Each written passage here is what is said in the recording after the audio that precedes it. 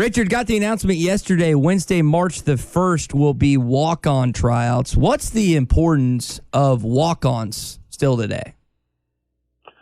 Well, I mean, it helps with the numbers. I mean, you like to have over 100 guys, so you get enough scout guys to be able to help you with practice and also hey, you may just find a diamond in the rough and that you don't know about, and they'll do 40s, they'll do verticals, they'll do pro agility shuttle and broad jump and some other drills, and who knows? The odds are that you just get guys that can kind of help you with the scout teams, but there's always a possibility of maybe somebody being able to help you down the road. Brandon Burlsworth is the most notable walk-on to walk through Razorback Stadium. You've had Kevin Richardson, Hudson Clark, Grant Morgan, some of the more notable names the last decade or so. Richard, who are some of the walk-ons that you remember that made their way onto the field at Arkansas that had an impact? Wow, man. I'm always good with these questions because when I'm put on the spot, it's hard for me to remember. But obviously there's been some good ones, and I'm drawing a total blank. I'm not going to lie to you, but just the most recent ones. Hayden Henry was one, even though he was more like a blue shirt type. You got so many guys, especially Arkansans, that have walked on and stuck it out and contributed to the program. But obviously Burlsworth is the cream of the crop, as far as how you look at walk-ons and say this is the type of guy that you're looking for, but I'm drawing a blank. I'm sorry. Well, hopefully they'll find a diamond in the rough through that process today. Hey, let's talk about what everyone else talked about this morning. That's this basketball team who goes down to Texas A&M, has a double-digit lead, ends up surrendering that, losing last night. What was your thoughts watching that last night? I'm sure you were frustrated like the rest of us. Yeah, they flipped the script in the second half. A&M came out and the defensive intensity was a little higher, and that obviously showed with Arkansas's offensive, struggles, and also Arkansas, kind of made it hard on themselves with some of the decision making that they had as far as shot selection and also maybe a few turnovers, but. A&M, and you knew they were going to be very, very tough. They're a very physical team who just blue collar type, kind of like Arkansas, but being at home, and I guess that was the largest crowd of the season or something like that for the Aggies. So they were hyped for that game, but Arkansas had their opportunities, just couldn't convert on some key possessions, and obviously missed some free throws down the line. We were talking about it yesterday morning. How many minutes Nick Smith going to play tonight? We kind of all agreed it'd be in the 20s, maybe 24, 25 minutes. He gets less than 4 last night. We lost that bet. we took the over, and it was way under last night. What do you think's going on with Nick Smith? Is it just flow of the game and getting back into it? He goes from 17 minutes and his return to 4 last night. How do we explain that? Yeah, I just tend to think that it's just going to be one of those type deals. You come in, even if you're Nick Smith and you produce, you're going to play a little longer, and it just with him being out so long and everything, and trying to get back into the flow, especially the team concept and trying to mesh in with the guys that are obviously been playing the most minutes. It's just it's kind of it's pretty I don't know, at times it looks like it's just not working, even though obviously it's just game 2, but I just tend to think that the next few games, he'll get into the flow. He'll be more comfortable. I mean, it's just hard for him not to be able to practice for the longest, and then just come in, even with maybe a week's worth of practice, and try to play at a high level. I don't care who you are, how good, your skill set is. I think it's very difficult, especially with an existing team that has had a rotation that was being very successful, and you're coming in and you're still trying to, smooth the edges off, or all the rust and everything. And I just tend to think that there's, he's just got to be able to produce and kind of, I don't know, get into the flow of the game with the guys that are currently on the floor. So is there some teeth to that? Because that's what Jay in Cave Springs thinks. That's what Jimmy on YouTube thinks. The fact that Nick's comeback has disrupted this team. Is there any truth to that, Richard? I don't know about that. I just think that, when you're a guy that hasn't played competitive basketball for a long time, and you haven't been able to practice very long, yeah, you come in, and I just think that you're not trying to knock off a lot of the rust, and it is, I think if anything, I mean, he can give some of the starters some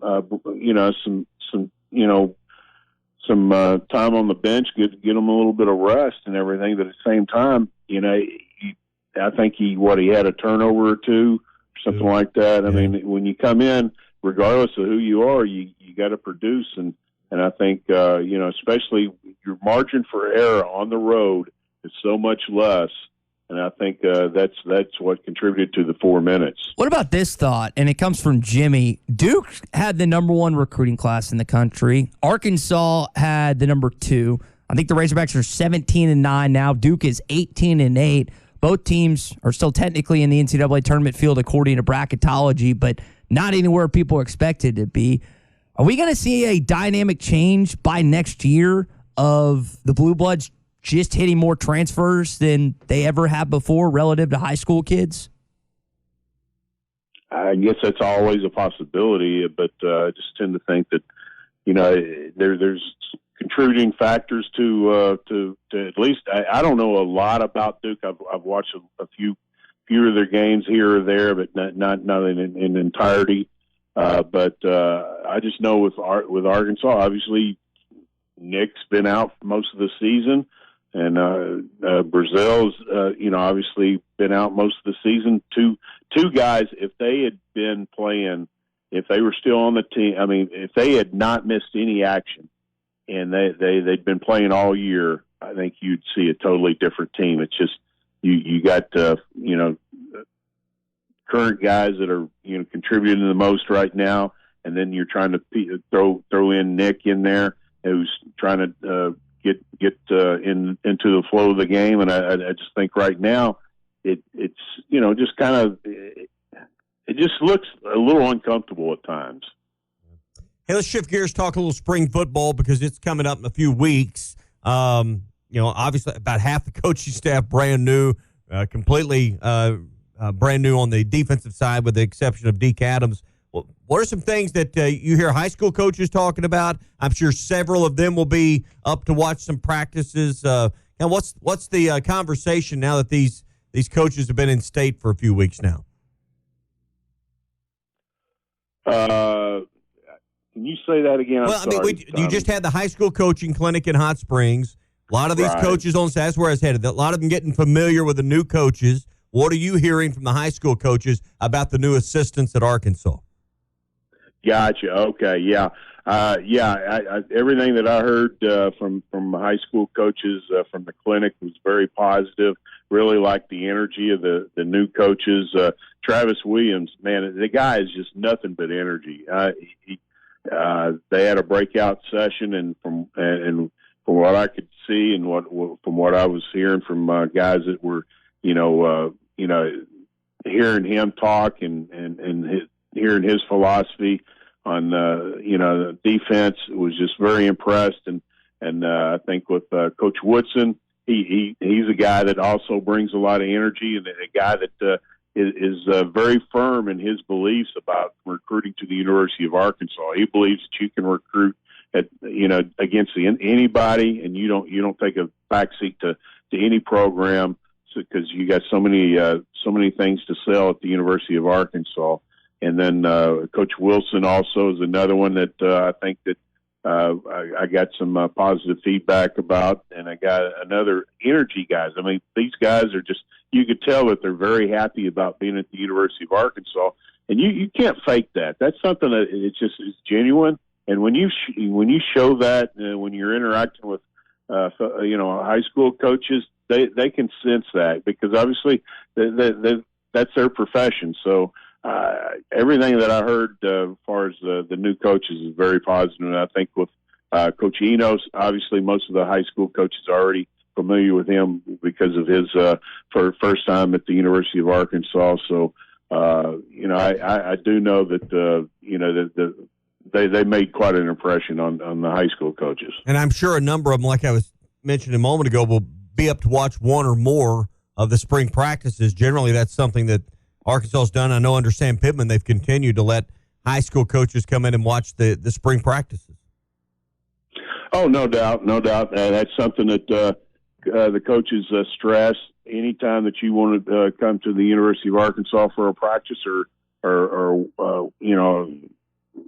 bring your kids for a visit, you're more than welcome. They understand the importance of in-state relationships with the high school coaches, and that's the one thing that you can't. That's another area that you cannot, be lacking in, or it will come back and bite you in the butt recruiting wise, because high school coaches are the backbone of high school football, and obviously their relationships with the high school kids are key. And when you rub somebody the wrong way, that can kind of hinder you a little bit. Richard, before we let you go, man, talking about high school football and stuff, I wonder, as they enter in this next season and they had another strong recruiting class, we're talking about the basketball and the transfer portal, how much of this spring in the portal is going to maybe gear fans to predict what they think and what the expectations are for next year in this kind of second cycle? Yeah, well, obviously it'll be interesting who remains on the roster. Obviously, the number of transfers will be dictated by the open spots on the roster. But hey, every year, Coach Muss and the staff do an excellent job as far as the portal. I mean, that's about as good as any program in the country, and you already got two high school kids coming in that are highly recruited and among the best in the country, a McDonald's All-American.